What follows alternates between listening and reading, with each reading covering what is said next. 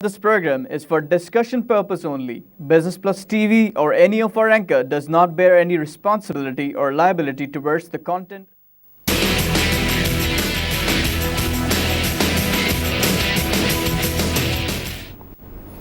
बिस्मिल्लाहिर्रहमानिर्रहीम। अस्सलाम वालेकुम नाज़रीन, कराची मरकज़ से मैं हूं आपका मेज़बान खलील अहमद। आप देख रहे हैं प्रोग्राम आप और कारोबार।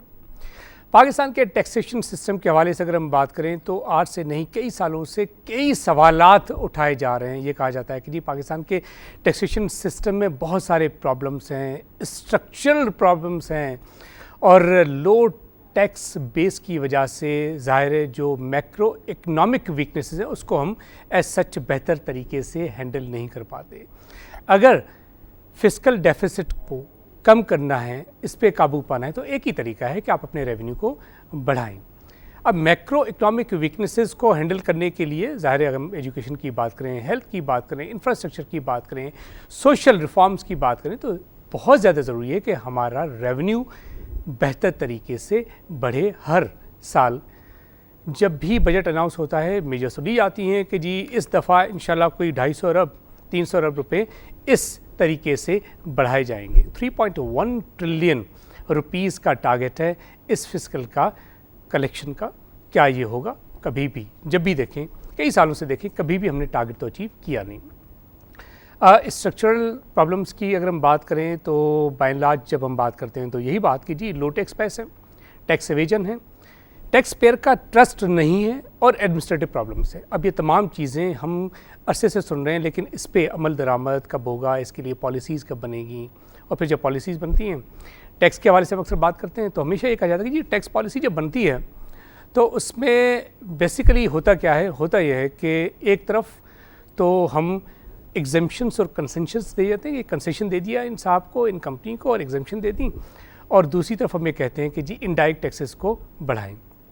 इनडायरेक्ट टैक्सेस के हवाले से अगर हम बात करें तो जब भी इनडायरेक्ट टैक्सेस बढ़ते हैं तो कॉस्ट ऑफ लिविंग में इजाफा होता है, और जब भी कॉस्ट ऑफ लिविंग में इजाफा होगा तो बर्डन डायरेक्टली आम आदमी पे आता है, गरीब आदमी पे आता है। पाकिस्तान की 200 मिलियन की पॉपुलेशन में अगर हम देख रहे हो तकरीबन 60 मिलियन से ज़्यादा वो लोग हैं जो हम सब जानते हैं कि बिलो द पॉवर्टी लाइन रहते हैं, यानी हार्डली $2 पर डे भी वो नहीं कमा पाते। अगर ये तमाम चीज़ें हैं और हम जानते हैं कि इतने सारे मसाइल हैं, और हम ये भी जानते हैं कि हमारी पॉपुलेशन अगर 200 मिलियन की है तो उसमें हार्डली 0.3 या 0.4% of the total population income tax देती है या फिर टैक्स रिटर्न जमा कराती है।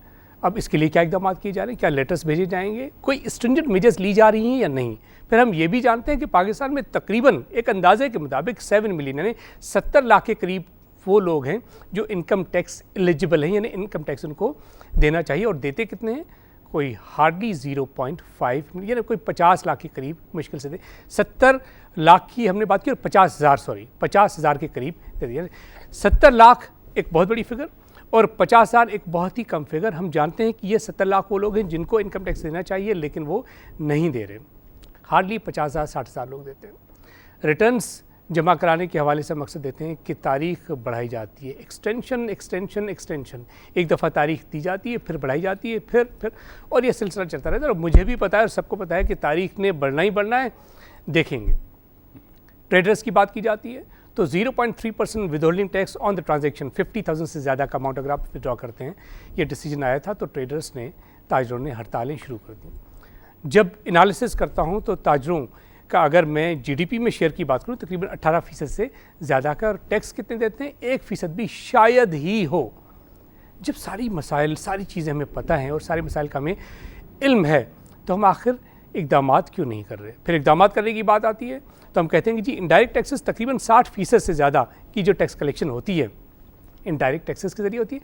फिर डायरेक्ट टैक्सेस की बात करें तो डायरेक्ट टैक्सेस अगर 40% के करीब हो रही तो उसमें भी वो जो 40% डायरेक्ट टैक्सेस हम कलेक्ट करते हैं उसका 70% तो विड्रॉलिंग टैक्स के ज़रिए होता है, यानी FBR के व्याप पे आपने टैक्स कलेक्ट करना है। तो FBR क्या कर रहा है? क्या FBR के लोग सिर्फ बैठे वहाँ तनख्वाह लेंगे या कोई काम वाम भी करेंगे? FBR के एफर्ट के ज़रिए कितने % टैक्स कलेक्ट होता है? क्या कोई होता है कोई 50-60 के करीब जो टोटल कलेक्शन हो रही है या नहीं? फिर इंडस्ट्री की बात, तो इंडस्ट्री के लोग ये कहते हैं कि जी इंडस्ट्री का अगर हम कंट्रीब्यूशन देखें हमारी जीडीपी में अगर 20% के करीब है तो टोटल जो गवर्नमेंट का टैक्स कलेक्शन होता है, जितना भी टैक्स कलेक्ट होता है, अगर 3.1 ट्रिलियन रुपीज़ का टारगेट है, अगर ये कलेक्ट होता है तो तकरीबन 70% से ज़्यादा इंडस्ट्री से कलेक्ट होता है। सर्विसेज की बात करते हैं, जीडीपी में शेयर देखें 54% से ज़्यादा, और जो टोटल कलेक्शन आती है, जो भी टोटल कलेक्शन हो रही है, उसका हार्डली 25% हमारा सर्विसेज सेक्टर से आता है। ये होलसेल की बात करते हैं, रिटेल की बात करते हैं, ट्रांसपोर्ट सेक्टर की बात करते हैं। आखिर क्या वजूहत हैं कि टैक्स कलेक्ट नहीं हो रहा? विद होल्डिंग टैक्स के रिजीम की बात करें तो कई साल पहले कहा गया कि जी ये हम इशू उठाने जा रहे हैं, इस इशू के ज़रिए, इस इम्प्लीमेंटेशन के ज़रिए होगा क्या कि हम डॉक्यूमेंटेशन की तरफ जाएंगे। डॉक्यूमेंटेशन तो हुई नहीं, विद होल्डिंग टैक्स पे ही हम इन्हिसार करते रहे हैं और शायद करते रहेंगे। ये तमाम इश्यूज़ हैं जिस पर आज हम बात करेंगे। इसी हवाले से आज हमें इस स्टूडियोज़ में ज्वाइन किया है असद अली शाह साहब ने, मैनेजिंग पार्टनर हैं डेलोइट। असद, प्रोग्राम को खुशामदीद कहते हैं आपको। सबसे पहले तो ये जानना चाहेंगे कि जो स्ट्रक्चरल प्रॉब्लम्स हैं, हम सब जानते हैं असद, और कई सालों से आप भी एनालिसिस करते हैं, मैं भी एनालिसिस, इकॉनमी को हम समझते हैं, हमें पता है कि मईशत क्या होती है, दुनिया भर में मेजर्स ली जाती हैं। आखिर क्या मसाइल है कि लो टैक्स पेस 90s के डेकेड से लेकर अब तक देखें तो टैक्स टू जीडीपी रेशियो 10% ही रहा है ऑन एवरेज, इससे ज़्यादा हम बढ़ा नहीं पाए। दुनिया भर में जो बड़ी बड़ी इकॉनमीज़ हैं, डेवलपिंग इकॉनमी, वहाँ पे टैक्स टू जीडीपी रेशियो 50% से ज़्यादा है। इसी वहाँ पे आप देखें कि बहुत सारा जो ना काम होता है, फिर ट्रस्ट भी है टैक्स पेयर का। हम क्या करने जा रहे हैं और क्या करते रहे? आपने बड़ा अच्छा समराइज़ कर लिया। मेरे ख्याल में सारी पॉइंट्स जो आपने मुझसे पूछनी थी वो तो आपने बताई दी। राइट। तो बात ये है कि ये मसाइल हैं, इट इज़ वेरी अनफॉर्चुनेट, और ये एक हकीकत है कि पाकिस्तान का टैक्स टू जीडीपी रेशो जो है, it is not one of the lowest but probably the lowest in the world. और जो भी हम बात करते हैं डेवलपमेंट की और प्रॉस्पेरिटी और प्रोग्रेस की और दूसरे रिफॉर्म्स की और गुर्बत को ख़त्म करने की और तालीम और सेहत और ये जो इन्वेस्टमेंट्स, नेसेसरी इन्वेस्टमेंट्स हैं ह्यूमन रिसोर्सेज पे करने की, ये सारी चीज़ें पॉसिबल नहीं हैं जब तक हमारा टैक्स टू जीडीपी रेशो ठीक नहीं होता। मेरे ख्याल में ये मुल्क का सबसे बड़ा मसला है। जब तक हम टैक्स कलेक्शन नहीं करेंगे, तो आपने बात की फिस्कल डेफिसिट की, ज़ाहिर है फिस्कल डेफिसिट होता है तो फिर हम बोरोइंग करते हैं। हमें नॉट ओनली फॉर डेवलपमेंट बल्कि अपना जो करंट एक्सपेंडिचर है, गवर्नमेंट की जो सैलरीज़ हैं, डिफेंस है, उसके लिए भी बोरो करना पड़ता है, और इंटरेस्ट जो पे करते हैं बोरोइंग पे, उसके लिए भी और बोरोइंग करनी पड़ती है। तो ज़ाहिर है न सिर्फ फिस्कल डेफिसिट रिड्यूस करने के लिए बल्कि जो एसेंशियल गवर्नमेंट की ऑब्लिगेशंस हैं to provide law and order, to provide education, to provide health facilities and to protect our environment, उन सब के लिए भी जो है टैक्स कलेक्ट करना ज़रूरी है, अदरवाइज़ प्रोग्रेस पॉसिबल नहीं है। अब क्यों नहीं होती? उसकी वजह जो है ये नहीं है कि हमें पता नहीं है कि क्या रिफॉर्म्स करना चाहिए, पता हमें सब पता है। And we know it. Everyone knows it. कहते हैं ना कि the answers to our problems are simple but not easy ones. That's right. That's They are simple. We know what to do or what we are required to do, but we don't do them because I think people who are at the helm, जो ruling classes रही हैं पाकिस्तान में, उनको suit नहीं करता। That is the issue. That is the issue. It's a because people who thrive in our society, and I'm not just talking about the government, but the people who matter in this economy, जो हमारी elite है, वो unfortunately मैं ये कहूँगा कि उसमें बहुत बड़ी क्लास है जो उसमें legitimate tax payers बहुत कम हैं, जैसे आपने खुद बताया। हमारे पास जो है अमीर लोग जिनकी कैपेसिटी है टैक्स पे करने की, वो इतने कम तो नहीं हो सकते कि हार्डली, जैसे आपने कहा कि 1 मिलियन लोग भी नहीं हैं टैक्स पे करने वाले, और एक्चुअल टैक्स पेमेंट जो 1-1.5 लाख से ज़्यादा टैक्स पे करते हैं, तो वो तो मेरे ख्याल में कोई हार्डली 1-1.5 लाख होंगे। तो इनकम टैक्स जो है वो उसकी कलेक्शन जो है बहुत ही पैथेटिक है और बहुत ही कम है, और पोटेंशियल ज़ाहिर है बहुत ज़्यादा है तो बात यह है कि जो हमारी एलीट क्लास है, जो वेल्थ क्रिएशन है, उसमें आपको पता है कि बहुत बड़ा एलिमेंट जो है वो करप्शन का है। और करप्शन की जब हम बात करते हैं, मोस्टली करप्शन की बात हम करते हैं, वी एलेज के गवर्नमेंट ऑफिशियल्स करप्शन करते हैं, ministers and politicians and bureaucrats. But actual corruption का जो सेकंड आर्म है, जो बड़ा आर्म है, वो हैं जो कि उनसे करप्शन कराते हैं। जो बड़ा और जो एक्चुअल है मतलब ये है कि अगर हम ज़ाहिर है टैक्स कलेक्टर्स को हम बहुत एलिगेशंस लगाते हैं, जो सही भी है, और वहाँ बहुत करप्शन भी है। लेकिन मैंने ये देखा है कि अगर टैक्स किसी ने 100 रुपये का सेव करना है, तो उसमें जो टैक्स कलेक्टर है उसको तो 10 रुपये या 15 रुपये ही मिलते हैं। मेजर बेनिफिशरी जो है वो दूसरी साइड है, उसका होता है। That's right. तो बात यह है कि unfortunately our society, the people who are powerful, और देखें ये एक तरह से ब्लेम हमारी पूरी सोसाइटी और मुआशरा ऐसा है कि मेजॉरिटी तो गरीबों की है। That's right. जैसे आपने कहा कि people who are below poverty line, under $2 a day अगर उसका परसेंटेज लगाएं तो 70-80% मेरे ख्याल में हमारे पास लोग बिलो $2 और $3 अ डे होंगे। बिल्कुल होंगे, बिल्कुल होंगे। तो एंड सिचुएशन जो ग्लोबल सिचुएशन भी है, और पाकिस्तान में कुछ ज़्यादा है कि 1% of our population has more wealth than the 99% of the population. And that's very dangerous. It's very, ये जो गैप है ना, that creates problems. और इसकी जो बेसिक वजह है बेसिकली वो पॉलिसीज़। अच्छा, पॉलिसीज़ की जब बात करें, हम अक्सर ही कहते हैं कि जी टैक्स बेस को हम बढ़ा नहीं पाए, टैक्स बेस को हम बढ़ा नहीं पाए।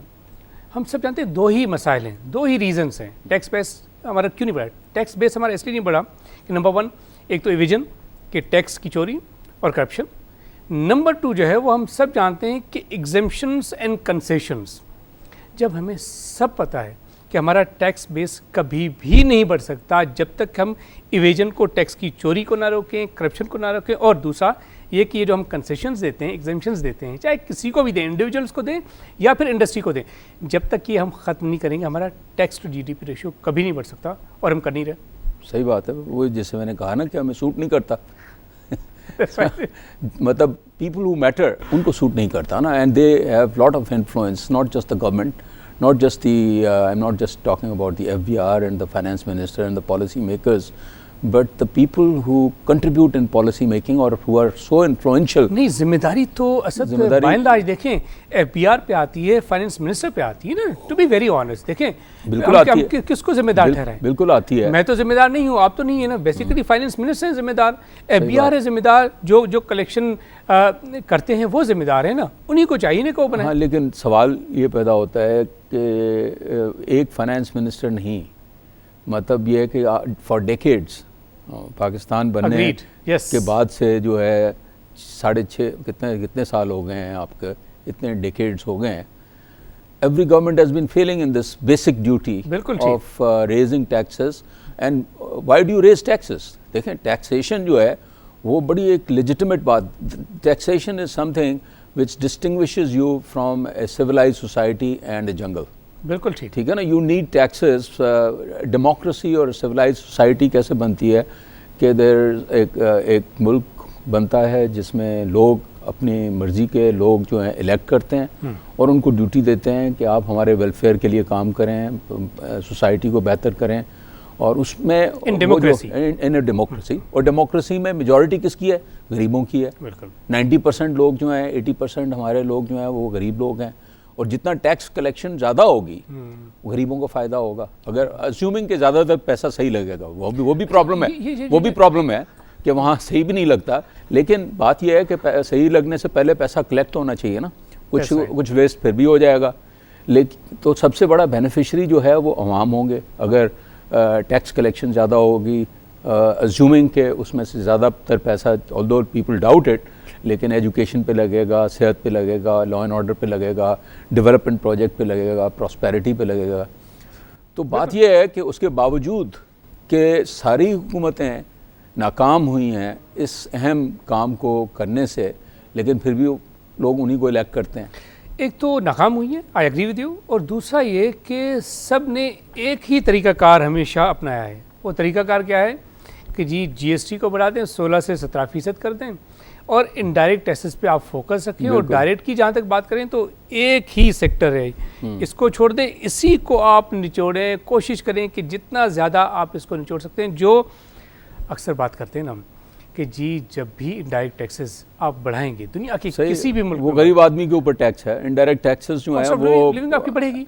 देखिए इनडायरेक्ट टैक्सेस जो हैं ये सही है कि it's a tax on the poor man, क्योंकि वो सब पे आता है, जो भी कंज्यूम करता है। सेल्स टैक्स कंजम्पशन टैक्स है, whoever कंज्यूम्स, लेकिन जो ज़्यादा कंज्यूम करेंगे उनके ऊपर ज़्यादा टैक्स लगता है, तो वो इनडायरेक्ट टैक्स भी पार्ट ऑफ द सिस्टम है। फेयर टैक्स जो है, जो इक्विटी लाती है, you know, you tax the rich to do the welfare for the poor, mainly for the poor, although you provide facility to all. So the best way of taxation should be such that a fiscal policy आपकी ऐसी होनी चाहिए जिससे not only you collect taxes maximum amount, but also you don't hurt too many people. You also want to create a climate where there is वाले भी ऐसा पता है क्या, फिस्कल पॉलिसी जो बनाते हैं ना, अगर फिस्कल पॉलिसी इसी तरह ड्राइंग रूम में बैठ के 2-4 लोग इधर से कट पेस्ट करके बनाई जाएगी, फिर उसका कोई फायदा नहीं होगा ना। जब तक देखिए ग्राउंड रियलिटीज़ का आपको पता नहीं होगा, जब तक एक्सपर्ट्स की ओपिनियन नहीं, लेकिन एक्सपर्ट्स की ओपिनियन भी लेते हैं ना। अभी आप देखें टैक्स रिफॉर्म कमीशन भी बना और उनकी भी रिकमेंडेशंस आई, लेकिन बात यह है कि एक तो टैक्स रिफॉर्म्स, एक देखें ये भी एक बात है कि ये जो आप बात कर रहे हैं ना कि सिर्फ इंडस्ट्री टैक्स पे करती है, ये भी बड़ा क्वालिटेटिव मेरे ख्याल में इतना सिंपल नहीं है।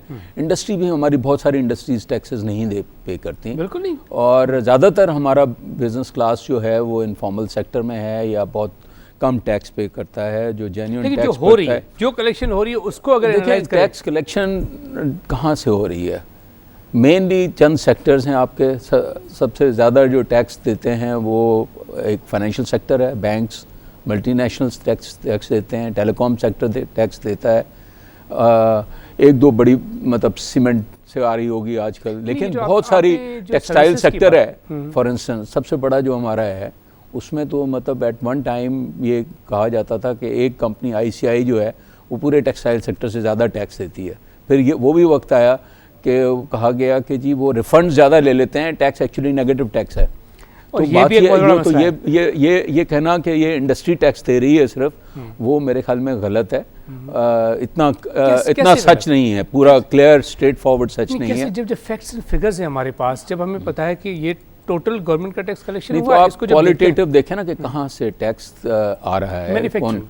मैन्युफैक्चरिंग भी मैंने कहा ना कि मैन्युफैक्चरिंग में भी जो मल्टीनेशनल कंपनीज हैं और चंद अच्छी कंपनीज हैं जो बहुत बड़े हैं वो टैक्स दे रहे हैं, वहाँ पर भी मेरे ख्याल में काफ़ी इश्यूज़ हैं, और टैक्स पैसा भी वहाँ पर है ज़्यादा। तो बात यह है कि मैं समझता हूँ कि टैक्स सारे सेक्टर्स पे होना चाहिए, और whoever is earning income उसको देना चाहिए। लेकिन उसके लिए जो रिफॉर्म्स, उसके लिए जो रिफॉर्म की ना, इसी पे सवाल कि ये बड़ी अच्छी आपने बात की कि टैक्स होना चाहिए हर इनकम पे, चाहे इनकम किसी भी सोर्स से। एब्सोल्युटली। एग्रीकल्चर सेक्टर के हवाले से अक्सर हम बातें करते हैं, सब लोग बातें करते हैं, ज़मींदारों की बातें की जाती हैं, लैंडलॉर्ड्स की बातें की जाती हैं, और हम सब कई अरसे से बात करें। एग्रीकल्चर सेक्टर के लोग कहते हैं कि यार ये आप लोग क्यों कहते हैं कि हमारा GDP में शेयर तकरीबन 22 से 24% है, और जो टोटल टैक्स कलेक्शन होता है उसमें हमारा शेयर 2% भी नहीं है। क्यों कहते हैं आप लोग? इसलिए कि जब हम फर्टिलाइज़र ख़रीदते हैं उस पर हम टैक्स देते हैं, ट्यूबवेल पे टैक्स देते हैं, इलेक्ट्रिसिटी पे टैक्सेस देते हैं, जितनी भी इनपुट कॉस्ट है हमारी उस पर तो आप हमसे हैवी टैक्सेस ले रहे हैं। सही है। तो हम उन्हें कहते हैं जी वो जो टैक्सेस हैं वो तो इनपुट पे हैं, इनकम पे बताइए कितना टैक्स दिया। ये जो मसला है ये तो काफ़ी पुराना मसला है, और आपके मैंने कई आज से 10 साल पहले भी आपका मैंने एक इंटरव्यू किया था, ख़ास तौर पे एग्रीकल्चर के हवाले से, आपको याद हो। हम यही बातें कर रहे थे कि इंशाल्लाह कुछ ना कुछ होने जा रहा है, तो वाकई कुछ होने जा रहा है। या सिर्फ नहीं, मुझे लगता नहीं है। So unfortunate, I agree with you. लेकिन एक बात जो वो एग्रीकल्चरिस्ट कहते हैं कुछ हद तक सही भी है और कुछ हद तक सही नहीं है। सही ये है कि जहाँ तक इनडायरेक्ट टैक्स है, जो हमने बात की ना ओवरऑल टैक्स कलेक्शन, तो उसमें इनडायरेक्ट टैक्स जो है 60% जो है ना मेजर टैक्स, तो वो तो सब दे रहे हैं, वो एग्रीकल्चरिस्ट भी दे रहे हैं। और उनके अगर आप देखें जब इनपुट कॉस्ट उनकी बढ़ जाती है तो with the current commodity prices agriculture हमारा जो है काफ़ी क्राइसिस में है। लेकिन हैविंग सेड दैट, ये भी सही है कि देखें एग्रीकल्चर सेक्टर जो है 20% कंट्रीब्यूट करता है जीडीपी में, लेकिन एम्प्लॉयमेंट क्रिएशन सबसे ज़्यादा एग्रीकल्चर सेक्टर की है, विच इज़ 40%, डबल। इतनी मैन्युफैक्चरिंग की भी नहीं है इस प्रोपोर्शन से। सबसे ज़्यादा हमारे गरीब लोग जो हैं वो भी एग्रीकल्चर में हैं। तो इसमें कोई शक नहीं है कि 95% लोग जो हैं एग्रीकल्चर में जो हैं वो प्रॉब्ली बिलो टैक्स लिमिट चले जाएंगे। लेकिन वो लोग जो कि 1% ही सही, 2% ही सही, जिनकी ज़्यादा आमदनी है, उनके ऊपर टैक्स लगना चाहिए। और मैं समझता हूँ ये एग्रीकल्चर सेक्टर के अपने हक में है कि वो टैक्स दें, because they are unnecessarily getting the blame. असल में देखें एग्रीकल्चर सेक्टर को जितने बेनिफिट्स और हमारी इकॉनमी के इंटरेस्ट में, मुल्क के इंटरेस्ट में जितना इन्वेस्टमेंट एग्रीकल्चर में होना चाहिए और रिफॉर्म्स होने चाहिए, वो नहीं हुआ है। अदरवाइज़ हमारी पर कैपिटा इनकम बहुत ज़्यादा होती। सबसे ज़्यादा पोटेंशियल भी हमारे मुल्क में एग्रीकल्चर का है। बिल्कुल है। अच्छा, बहुत सारे मुल्कों में मैं आपको बताऊं, डेवलप्ड कंट्रीज़ में, यूरोपियन यूनियन, यूएस, वहाँ पर एग्रीकल्चर सेक्टर के में लोग जो हैं सिर्फ 1 और 2% होते हैं। हमारे यहाँ तो मेजॉरिटी एग्रीकल्चर सेक्टर है ना, लेकिन hundreds of billions of dollars की सब्सिडी जाती है उधर भी एग्रीकल्चर सेक्टर को। जो टैक्स वो देते हैं उससे ज़्यादा उनको सब्सिडी मिलती है। आई एग्री विद अच्छा, यू। और ये इसी तरह यूएसए में हो रहा है, ये ब्राज़ील में हो रहा है, ये फ्रांस में हो रहा है। इंडिया का मैं आपको बताऊं, इंडिया में तकरीबन फार्मर को, because very large number of people and poor people are involve, तकरीबन 7 to 8% ऑफ द जीडीपी की सब्सिडी रही है। पाकिस्तान में एग्रीकल्चर सेक्टर में 0.5% भी जीडीपी नहीं है, सिवाय फर्टिलाइज़र में थोड़ा सा है, हार्डली कहीं है। I agree with you. नाज़रीन, हम बात कर रहे हैं पाकिस्तान में टैक्सेशन सिस्टम के हवाले से। वक्त है ब्रेक का, साथ रहिएगा।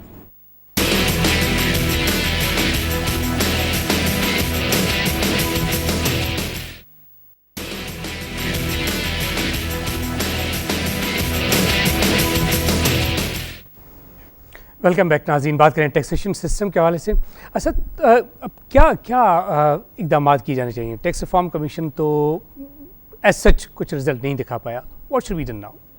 नहीं, मेरे ख्याल में मैं इससे एग्री नहीं करूंगा कि रिज़ल्ट, उनकी काफ़ी रिकमेंडेशंस हैं, कुछ अच्छी रिकमेंडेशंस भी हैं। ऑल्दो मेरा भी एक कंसर्न ज़रूर है कि ये इस तरह की जो कमीशंस बनती हैं, आप ये देखें कि इसमें मैंने जो नाम देख रहा था, सारे अर्बन लोग हैं। मतलब ये है कि उसमें जब उन्होंने एग्रीकल्चर टैक्स की भी बात की है, जब दूसरे सेक्टर्स की भी आप बात कर रहे हैं, तो इसमें मेरे ख्याल में रूरल और एग्रीकल्चर की भी कोई रिप्रेजेंटेशन होनी चाहिए थी। वो इसमें बिल्कुल आपको नहीं नज़र आएगी। Very well said. बिल्कुल। तो जो है फिर वही बात है कि सारी मीडिया पे वही लोग बैठ के अपनी बात करते हैं जो है, तो ये मुझे कंसर्न था। लेकिन ज़्यादातर चीज़ें उन्होंने जो की हैं वो वही चीज़ें हैं जो पहले भी कही जाती रही हैं। 2 साल लगा दिए आपने, रिपोर्ट बनवा दी गवर्नमेंट ने, चलें अच्छा काम किया, अब उसको इम्प्लीमेंट करें ना।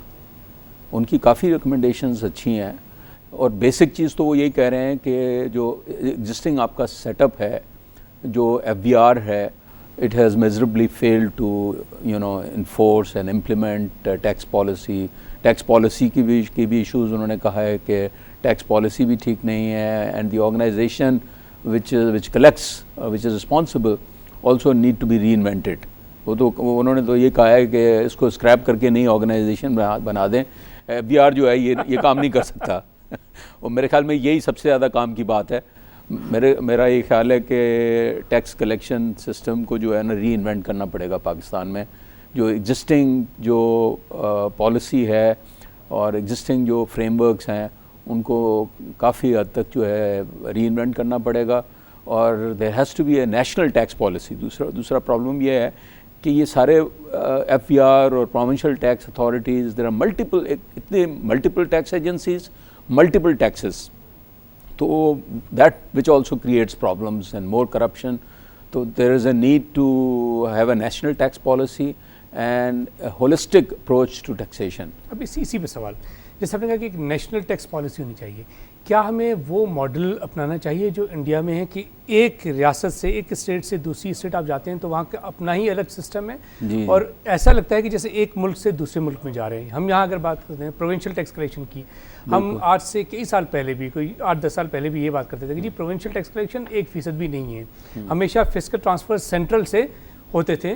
जी सारा फेडरल टैक्सेस हैं, मेन टैक्सेस जो हैं। असल में इंडिया में यही ये जो मसला है वो इसलिए है कि इंडिया में जो जीएसटी है ऑन गुड्स वो प्रोविंशियल सब्जेक्ट है। जो पाकिस्तान बना था तो उस वक्त जो है हमने भी यही इनहेरिट किया था, लेकिन 1948 की वॉर के बेसिस पे जो है फिर सेंटर ने कहा कि अभी हमें दे दें ये tax on sales tax on goods, जो कि कभी वापस जो है प्रोविंसेस को नहीं हुई। तो वहाँ पर sales tax on services central subject है और जो गुड्स है इस वजह से जो है स्टेट टू स्टेट जो है ना ये सारा मसला होता है, which is not a good thing. मेरे ख्याल में टैक्स कलेक्शन जो है वो as much centralise as possible होनी चाहिए, लेकिन अगर सूबों के साथ उसमें ये प्रॉब्लम आता है कि फिर प्रोविंशियल ऑटोनॉमी, अगर फाइनेंशियल ऑटोनॉमी नहीं है तो फिर प्रोविंशियल ऑटोनॉमी पॉसिबल नहीं है।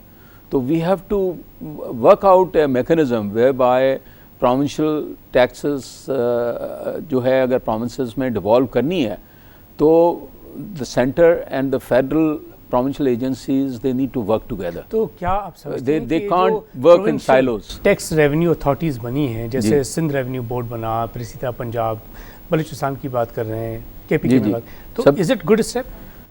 देखें कॉन्सेप्ट ठीक है, फेडरेशन के हिसाब से प्रोविंशियल ऑटोनॉमी के लिए और प्रोविंशियल जो है ये एंटिटीज़ हैं उनको अपनी टैक्स कलेक्शन करनी भी ज़रूरी है, लेकिन what is very essential is which is good for tax collection, which is good for the country is कि जो national tax agency है और जो provincial tax agencies हैं they have to work together as a team, not in silos. अगर ये असल सारी इशू जो है ना वो mindset की है, mentality की है। जब तक हमारे पास ये cohesive approach, national tax policy and some kind of broad consensus agreement, देखें सबके इंटरेस्ट में है कि टैक्स कलेक्शन बढ़ना चाहिए। जैसे आपने कहा टैक्स कलेक्शन को बढ़ाने के लिए इंसाफ और एक एक्विटेबल सिस्टम लाना बहुत ज़रूरी है, क्योंकि देखें कोई दुनिया में कोई ऐसा मुल्क नहीं है जहाँ पर शौक से कोई टैक्स देता है। That's right. Nobody wants to pay taxes. You have to taking money from people's pocket is not easy. You have to have tact, you have to have an equitable system which ensures कि tax collection जो है ना वो हो, और जो tax नहीं दे he is penalised. जब तक आपका जो है ना एक रिगरस एंड रोबस्ट सिस्टम नहीं होगा जिसमें जो टैक्स पेयर्स हैं जो सही अपना टैक्स दे रहे हैं, they are incentivised, and people who don't pay their legitimate taxes they are penalised. उसके लिए जो है हमारे पास अनफॉर्चुनेटली आपको पता है कि कहते हैं ना इस मुल्क में चोरी करना गुनाह नहीं है, चोरी करके पकड़ा जाना गुनाह है। और बल्कि हमारे पास तो इनफैक्ट ये भी कुछ लोग कहते हैं कि इवन पकड़ा जाना भी गुनाह नहीं है because you get away with it. तो बात यह है कि there are lot of examples कि जहाँ पर बिल्कुल ग्लेरिंग एग्जांपल्स हैं जहाँ पर टैक्स एवेजन हो रही होती है लेकिन people get away with it. So tax authorities have to work together, we have to have a national tax policy, and then we have to develop a system whereby people who are stealing and who are not paying their legitimate dues or taxes are penalized effectively. एक वक्त था 90s की ही बात कर लेते हैं, आज की बात नहीं है। ये कहा गया कि जी विदहोल्डिंग टैक्स का रजीम जो है इंशाल्लाह ये हमारी इकोनॉमी को डॉक्यूमेंट कर देगा। इस वक्त की अगर हम बात करें तो हमारी GDP is 257 billion American dollars की नॉमिनल जीडीपी है। रफली स्पीकिंग अगर बात कर लें इसको बढ़ाएं भी तो 300 बिलियन अमेरिकन डॉलर से ज़्यादा की नहीं है जीडीपी। जीडीपी में तो एक्सपेंशन हुई है। एक आ गया कि जी विदहोल्डिंग टैक्स के रजीम के जरिए होगा क्या कि एवरीथिंग विल बी इंशाल्लाह डॉक्यूमेंटेड। फिर टैक्स रिफॉर्म कमीशन जो बना था उसमें भी एक चीज़ ये तो थी कि जी हम डॉक्यूमेंटेशन की तरफ जाएं, ऐसे कि जब तक डॉक्यूमेंटेशन की तरफ जाएंगे नहीं पता नहीं चलेगा आपको क्या हो रहा है। एसएमईज़ की बात कर लें, कॉटेज इंडस्ट्री की बात कर लें, कुछ पता ही नहीं है। हमारा जो डेटा ही आता है, सेंट्रल बैंक का डेटा कुछ कह रहा होता है, इस एजेंसी का डेटा कुछ और कह रहा होता है, इस एजेंसी का डेटा कुछ और, कोई कोऑर्डिनेशन नहीं है। आपने बड़ी अच्छी बात की कि जब तक कोऑर्डिनेशन नहीं होगी इदारों के दरमियान तो नथिंग कैन बी अचीव। तो विदहोल्डिंग टैक्स का जो रिजीम है, फिर खास तौर पर अभी जो इस माली साल में ये डिसीजन आया कि पहले तो 0.3%, फिर 0.6% की बात की कि जी 0.6%, 50,000 से ज़्यादा आप करेंगे नॉन फाइलर हैं तो आप पे इतना चार्ज किया जाएगा। सही है। अब क्या ये वाकई एक अच्छा स्टेप था कि नॉन टैक्स फाइलर को आप फाइलर बनाने के लिए काम कर रहे हैं? मेरे ख्याल में ये जो हमारा इन्वायरमेंट है और जो सूरत हाल है उसमें ये एक अच्छा इक़दाम है कि कुछ न कुछ आप नॉन फाइलर्स को पेनलाइज कर रहे हैं। और असल में उसमें टैक्स रेवेन्यू से ज़्यादा रेवेन्यू पोटेंशियल ज़्यादा मुझे नज़र आ रहा है, और जिसको इस डेटा को यूज़ करके कि नॉन फाइलर्स कौन हैं, इनकी इतनी ट्रांजैक्शंस जो हैं क्यों हो रही हैं, उनकी इनकम क्या है। देखें ना, बैंकिंग के सवा तो आजकल आप बड़ा बिजनेस और ज़्यादा पैसा तो आप नहीं कमा सकते, तो you have to go through banking system. तो आई थिंक ये अच्छा इक़दाम है, लेकिन इसको यूज़ करना चाहिए इन एन इक्विटेबल मैनर जो है, तो इससे काफ़ी मेरे ख्याल में बेहतर। और इस साल जो कलेक्शन मेरे ख्याल में बेहतर हुई है, आई मस्ट से कि इस साल की टैक्स कलेक्शंस जो है, tax collectors appear to be, I was in FBR yesterday talking to one senior official and I found कि वहाँ पर इन्वायरमेंट काफ़ी इस लिहाज से दे वर कंफर्टेबल कि कलेक्शंस काफ़ी अच्छी हो रही हैं और टारगेट से काफ़ी क्लोज हैं after many years. But the problem is at the same time I think show cause notices और हैरेसमेंट वगैरह जो है ना वो भी बहुत ज़्यादा बढ़ गई है, which is not a good thing. मतलब ऑब्जेक्टिवली काम नहीं हो रहा, लेकिन ये बैंक ट्रांजैक्शंस पे जो ये टैक्स लगा है, I think that is one reason जिससे थोड़ी सी कलेक्शन में मेरे ख्याल में बेहतरी आई है। अच्छा, एक जो हम सब जानते हैं कि इतनी रजिस्टर्ड कंपनीज हैं 65,000 के करीब है, हम सब जानते हैं कि जी इसमें अगर हम बात करें तो अराउंड 23,000 ऐसी कंपनीज जो टैक्स रिटर्न फाइल करती हैं। हम सब जानते हैं कि 11,000 से ज़्यादा की कंपनीज वो हैं जो कहती हैं हमारा कोई प्रॉफिट ही नहीं है। अब जब हम बात करते हैं कि इनकम टैक्स इन कंपनी जो रजिस्टर्ड कंपनीज हैं इनमें से कितनों ने दिया, तो हमें कोई हार्डली कोई 20-25% से ज़्यादा ऐसी कंपनीज नज़र नहीं आती जो इनकम टैक्स एक्चुअली पे कर रही हैं। रजिस्टर्ड कंपनीज़ की बात बता रहा हूँ, तो इसमें FBR का रोल कहाँ तक आप समझते हैं? कि देखें, FBR का रोल तो यही है ना कि they need to have data, they need to use technology to have an efficient and effective audit system whereby they identify where the risk is, कि कहाँ टैक्स इवेशन ज़्यादा है, वहाँ वो कंपनीज हों, पार्टनरशिप फर्म्स हों, डिफरेंट सेक्टर्स हों, so that they are able to identify through reconciliation systems कि कितना खर्चा कर रहे हैं और उनका एम्प्लॉयज़ कितने हैं, उनके पास एसेट्स कितने हैं।